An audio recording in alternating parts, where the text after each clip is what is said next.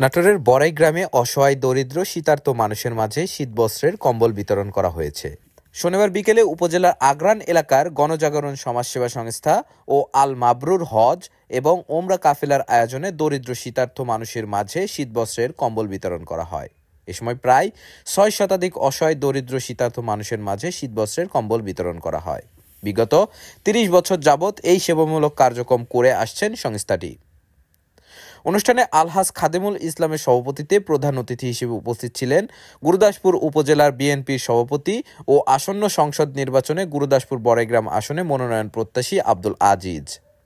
এ সময় অন্যান্যের মধ্যে উপস্থিত ছিলেন উপজেলা নির্বাহী কর্মকর্তা লাইলা জান্নাতুল ফেরদৌস, বড়াইগ্রাম উপজেলা ছাত্রদলের সাবেক সভাপতি কুরবান আলী, মাঝগাঁও ইউনিয়ন বিএনপির সাধারণ সম্পাদক আব্দুল হান্নান, উপজেলা শিক্ষক সমিতির সভাপতি আলফুর রহমান, বড়াইগ্রাম সরকারি অনার্স কলেজের প্রভাষক হারুন অর রশিদ সহ ইউনিয়ন বিএনপির বিভিন্ন স্তরের নেতৃবৃন্দ।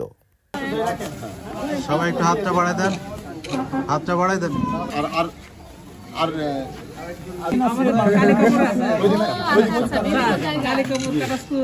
সেই দীঘল গান